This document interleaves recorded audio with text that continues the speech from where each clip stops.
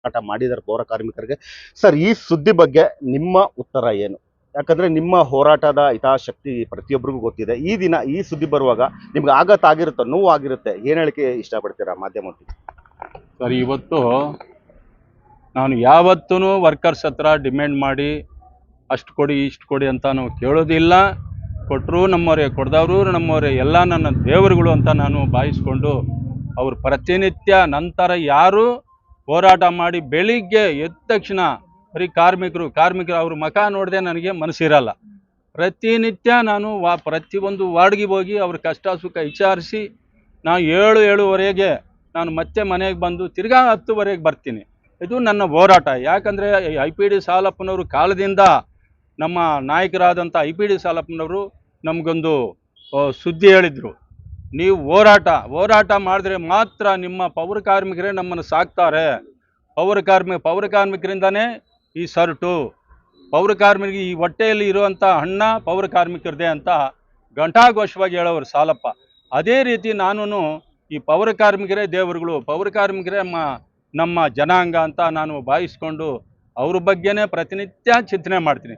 ಇವತ್ತು ನನಗೆ ಆಪ್ರೇಷನ್ ಆಗಿತ್ತು ಜುಲೈ 22ರಲ್ಲಿ ಕಣ್ಣು ಆಪ್ರೇಷನ್ ಆದ್ರೂ ನಾನು ಅಲ್ಲೇ 4 ದಿವಸ ಸತತವಾಗಿ ಮಲಗಿ ಹೋರಾಟ ಮಾಡಿ ಇವತ್ತು ಇಡೀ ನಮ್ಮ ಸರ್ಕಾರ, ಬಸವರಾಜ ಬೊಮ್ಮಾಯಿ ಸರ್ಕಾರ ಇಳಿದು ನಮಗೊಂದು ಆದೇಶ, ನೀವೆಲ್ಲ ಕೈ ಬಿಡಿ, ಮುಷ್ಕರ ಕೈ ಬಿಡಿ ಅಂದಾಗ ಇಲ್ಲ ನಾವು ಬಿಡಲ್ಲ, ನಮಗೆ ಲಿಖಿತವಾಗಿ ಬರ್ಕೊಡ್ಬೇಕು ಅಂದೆ. ಆಮೇಲೆ ರಾಜ್ಯಾಧ್ಯಕ್ಷರು ಅದನ್ನು ಕೈ ಬಿಡೋಕ್ಕೆ ನೋಡಿದ್ರು. ಇಲ್ಲಣ್ಣ, ಇದು ಅನ್ಯಾಯ ಆಗುತ್ತೆ, ನಾವು ಸಾಲಪ್ಪನವ್ರ ಕಾಲದಿಂದ ಬೆಳೆದಿರೋರು, ಈಗ ಏನಾದರೂ ನಾವು ಒಂಚೂರು ಬಿಟ್ಬಿಟ್ಟು ಕಿಡಿಗೇಡಿಗಳು ಆ ರೀತಿ ಮಾಡಿದ್ದಾರೆ. ಅವ್ರಿಗೆ ದೇವ್ರು ಒಳ್ಳೇದು ಮಾಡಲಿ. ಯಾವ ರೀತಿ ಕ್ರಮ ತಗೋಬೇಕು? ಈಗ ನೀವು ಪೊಲೀಸ್ ಸ್ಟೇಷನ್ ಅಲ್ಲಿ ನೀವು ಒಂದು ದೂರು ಕೊಟ್ಟಿದ್ದೀರಾ, ಏನಂತ ದೂರು ಕೊಟ್ಟಿದ್ದೀರಾ? ಯಾಕಂದ್ರೆ ಇದು ಹಂಗೆ ಮರುಕಳಿಸಿ ಹೋದ್ರೆ ನಿಮ್ಮ ಒಂದು ಹೆಸರಿಗೆ ಧಕ್ಕೆ ಆಗುತ್ತೆ, ಪೌರ ಕಾರ್ಮಿಕರಲ್ಲಿ ಎಲ್ಲೋ ಕೆಟ್ಟದಾಗಿ ಬಿಂಬಿಸ್ತಾರೆ ಎಂಬುದಾಗಿ ಮುಂದಿನ ದಿನಗಳು ಬರುತ್ತೆ. ಏನ್ ದೂರು ಕೊಟ್ಟಿದ್ದೀರಿ? ಸರ್, ದೂರು ಧನಲಕ್ಷ್ಮಿ ಎಂಬವರು, ನಾನು ಆಯಮ್ಮನ ಮೇಲೆ ನನಗೇನು ದೋಷ ಇಲ್ಲ, ಆಯಮ್ಮನೂ ನನ್ನ ಮಗಳ ಥರನೇ. ಆದರೆ ಆಯಮ್ಮ ಈ ರೀತಿ ನನ್ನನ್ನೇ ಗುರಿ ಇಟ್ಕೊಂಡು, ಅವ್ರ ಹಿಂದೆ ಯಾರಿದ್ದಾರೋ ನನಗೆ ಗೊತ್ತಿಲ್ಲ, ನನ್ನನ್ನೇ ಗುರಿ ಇಟ್ಕೊಂಡು ಪ್ರತಿ ವಾರ ಬಂದು ನನಗೆ 10,000 ಕೇಳ್ತಾರೆ ಅಂತ ಆಯಮ್ಮ ಕೊಟ್ಟಿರೋದು ಅದು ತಪ್ಪು ಮಾವತಿ. ನಾನು 10 ರೂಪಾಯಿ ಕೇಳಿಲ್ಲ, 10,000 ಕೇಳಿಲ್ಲ, ಯಾರ ಹತ್ರನೂ ಕೇಳೋದಿಲ್ಲ. ನಾವೇನಾದ್ರೂ ಎಲ್ಲ ನಗಿಸ್ಕೊಂಡು ರೇಗಿಸ್ಕೊಂಡು ಎಲ್ಲರೂ ಅನ್ಯೋನ್ಯವಾಗಿ ನಾವು ಕಾರ್ಮಿಕರ ಹತ್ರ ಬೆಳಗ್ಗೆ ತಕ್ಷಣ ಎಲ್ಲರೂ ನಗಿಸಿ ನಾನು ಅದು ಸಂತೋಷದಿಂದ ಹೋಗ್ತೀನಿ. ಆದರೆ ಇವತ್ತು ಕಂಪ್ಲೀಟ್ ಕೊಟ್ಟಿರೋದು ನಮಗೆ ಅವಮಾನ ಆಗಿದೆ. ಇದು ನನ್ನ ವಯಸ್ಸಿಗೆ ಇದು ಶುಭ ತರಲ್ಲ. ಆ ಅಮ್ಮನ ಮೇಲೆ ಕ್ರಮ ತೆಗೆದುಕೊಳ್ಳಿ, ಕಾನೂನಂತೆ ಕ್ರಮ ತೆಗೆದುಕೋಬೇಕು ಅಂತ ನಾನು ಕಂಪ್ಲೀಟ್ ಕೊಟ್ಟಿದ್ದೀನಿ. ಇವೆಲ್ಲ ಕಾರ್ಮಿಕರನ್ನು ಕಳಿಸಿರಿ, ನಾವೇನಿದೆಯೋ ನಾವು ಮಾತಾಡಿ ಅದನ್ನು ಇತ್ಯರ್ಥ ಮಾಡೋಣ ಅಂತ ನಮ್ಮ ಸರ್ಕಲ್ ಇನ್ಸ್ಪೆಕ್ಟರ್ ಹೇಳಿದ್ದಾರೆ ಚಂದ್ರ ಲೇಔಟ್ ಪೊಲೀಸ್ ಸ್ಟೇಷನ್ನಲ್ಲಿ. ಯಾಕಂದರೆ ಹಿಂಗೆ ಬಿಟ್ಟರೆ ಒಬ್ಬೊಬ್ಬ ಈ ಥರ ಉಟ್ಕೊತಾರೆ, ದಾರಿ ತಪ್ಪಿಸ್ತಾರೆ.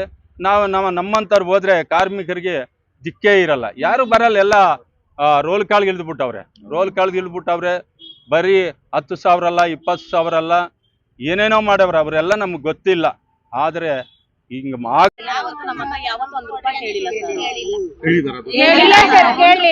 ನಮಗೋಸ್ಕರನೇ ಕಷ್ಟ ಪಡ್ತಾ ಇದ್ದಾರೆ. ಪರ್ಮನೆಂಟ್ ಆಗಿದೆ ಅಂತ ನಮ್ಗೆ ಏನಾದ್ರು ನಮ್ಗೆ ಗಿಫ್ಟ್ ಕೊಡ್ಬೇಕು, ಕಾರ್ ಕೊಡಿಸ್ಬೇಕು, ನಾವೇ ಕರಿತಾ ಇದೀವಿ, ನಿಮ್ಗೊಂದ್ ಸನ್ಮಾನ ಮಾಡ್ಕೊಳ್ತೀವಿ, ನಿಮ್ಮಿಂದ ನಾವು ಊಟ ಮಾಡ್ತಾ ಇದೀವಿ ಅಂತ ಕರಿತಾ ಇದೀವಿ. ನನಗ್ ಬೇಡಮ್ಮ ಅಂತ ಅವರೇ ಹೇಳ್ತಾವ್ರೆ. ಚೆನ್ನಾಗಿರಿ, ನಿಮ್ ಮಕ್ಳು, ನಿಮ್ ಫ್ಯಾಮಿಲಿ, ನೀವೆಲ್ಲರೂ ಚೆನ್ನಾಗಿದ್ರೆ ನಾನ್ ಚೆನ್ನಾಗಿರ್ತೀನಿ ಅಂತ ಅವ್ರು ಹೇಳಿದ್ದಾರೆ. ಮುನಿರಾಜ್ರವರು ಬಿಟ್ಟು ಬೇರೆ ಸಂಘಟನೆಯವರು, ಯಾಕಂದ್ರೆ ಶಾಲ್ ಹಾಕೊಂಡು ನಮ್ಗೆ ದುಡ್ಡು ಕೊಡ್ಬೇಕು, ಅವ್ರು ಬಿಟ್ಟು ಬೇರೆ ಯಾವ್ದೋ ಸಂಘದವ್ರು ಬಂದು ಮಾತ್ರ ದುಡ್ಡು ಕೇಳ್ತಾರೆ. ಮಾಧ್ಯಮಕ್ಕೆ ನೇರವಾಗಿ ಹೇಳಿ, ಅದಿದ್ರೆ ನಾವು ನೇರವಾಗಿ ನಾವು ಆಕ್ಷನ್ ತಗೊಂಡು ಕೇಳಿದ್ರೆ ನಾವು ಇವ್ರನ್ನ ಬಿಟ್ರೆ ಬೇರೆ ಯಾರನ್ನೂ ಕರ್ಸೋದು ಇಲ್ಲ, ಬರಕ್ಕೂ ಬಿಡಲ್ಲ. ಪೌರ ಕಾರ್ಮಿಕರಂದ್ರೆ ದಿನನಿತ್ಯ ಕುಂದುಕೊರತೆಗಳು ಇರುತ್ತೆ, ನಿಮ್ಮನ್ನ ನೋಡೋ ಭಾವನೆ ಬೇರೆ ಇರುತ್ತೆ. ಆದ್ರೆ ಒಂದು ಸಂಘಟನೆ ಶಕ್ತಿ ನಿಮ್ಮ ಜೊತೆ ನಿಲ್ಲುತ್ತೆ. ಏನೇ ಆದ್ರೂ ಅವ್ರ ಬಗ್ಗೆ ಏನ್ ಹೇಳಕ್ಕೆ ಕೊನೆಯದಾಗಿ ಇಷ್ಟಪಡ್ತೀರಾ? ಅವರಿಂದ ನಮ್ಗೆಲ್ಲ ಒಳ್ಳೇದಾಗಿದೆ ಸರ್. ಅವ್ರಿರೋ ಗಂಟ ಅವ್ರು ನಮ್ ಕೈ ಬಿಡಲ್ಲ ಅಂತ ನೆನ್ಸ್ಕೊಂಡಿದೀವಿ. ಅವ್ರಾದ್ಮೇಲೆ ಯಾರು ಬರ್ತಾರೋ ಗೊತ್ತಿಲ್ಲ. ಅವ್ರಿರೋ ಗಂಟ ಅವ್ರ ಬೆನ್ನಿಂದ ನಾವಿರ್ತೀವಿ, ನಮ್ಮಿಂದ ಅವ್ರು ಇರ್ತಾರೆ, ಇಷ್ಟೇ ಸರ್. ಅವ್ರು ಅಲ್ಲ, ಚೆನ್ನಾಗಿರ್ಬೇಕು. ನೇಮಕಾತಿ ಆಗೋಕೆ ಯಾಕಂದ್ರೆ ಅವರು ಸಾಕಷ್ಟು ಒಂದು ಇತಿಹಾಸ ನೋಡೋದಾದ್ರೆ ಸಾಕಷ್ಟೊಂದು ಹೋರಾಟವನ್ನು ಮಾಡಿದ್ದಾರೆ ಅವ್ರ ಹೋರಾಟಗಳು. ಯಾಕಂದ್ರೆ ಈ ದಿನ ನೀವು ಪರ್ಮನೆಂಟ್ ಆಗಿದೆ ಯಾಕಂದ್ರೆ ಈಗ ಅವ್ರು ದುಡ್ಡು ತಗೊಂಡಿದ್ದಾರೆ ಅಂತ ಹೇಳ್ತಾ ಇದ್ದಾರೆ. ಯಾಕಂದ್ರೆ ನೀವು ಹೇಳ್ಬೇಕು, ಬಾಯಿ ತೆಗೆದು ಅವ್ರು ಮಾತಾಡ್ಬೇಕು. ಒಳ್ಳೆಯವರ ಸರ್, ಬೇಕಂತ ಇದ್ ಮಾಡ್ತಾ ಇದಾರೆ ಎಲ್ಲ ಸೇರ್ಕೊಂಡು ಅಷ್ಟೇ. ಅವ್ರ ಮೇಲೆ ಹೊಟ್ಟೆ ಅವ್ರಿಗೆ ಏನೋ ಹಂಗ ಹೇಳ್ಬಿಟ್ಟಾರ ಸರ್. ಮುನ್ರಾಜನಿಂದ ನಾವ್ ಇವಾಗ ಮುಂದೆ ಬಂದಿದೀವಿ, ಅವ್ರಿಂದ ಅನ್ನ ತಿಂತಾ ಇದೀವಿ, ಯಾವತ್ತೂ ಅವ್ರು ಮರೆಯಲ್ಲ ಸರ್. ನೋಡಿದ್ರಲ್ಲ ವೀಕ್ಷಕರೇ, ಇವರು ಒಂದೇ ಮಾತು, ಪೌರ ಕಾರ್ಮಿಕರು ಇಡೀ ತಂಡ ಇದ್ದಾರೆ. ನಮಗೆ ಮುನ್ರಾಜ್ ಅವರು ಯಾವುದೇ ₹1 ನಮ್ಮ ಹತ್ರ ತಗೊಂಡಿಲ್ಲ, ವಸೂಲಿ ಮಾಡ್ತಾ ಇಲ್ಲ ಅಂತ.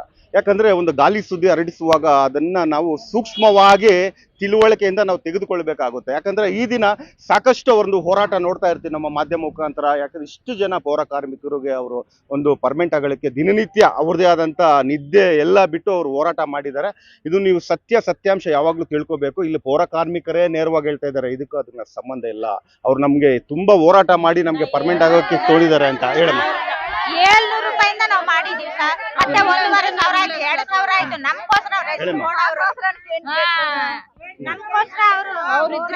ನಾವು ಅವ್ರು ಮರೆಯಲ್ಲ. ಅದು ಅವ್ರ ಯಾರೋ ಹೊಟ್ಟೆ ಕಿಚ್ಚಕ್ ಹಂಗ ಹೇಳಿದ್ದಾರೆ ಬಿಟ್ರೆ ಅವ್ರು ಯಾವತ್ತೂ ನಮ್ಮನ್ನ ದುಡ್ಡು ಕೇಳಿಲ್ಲ.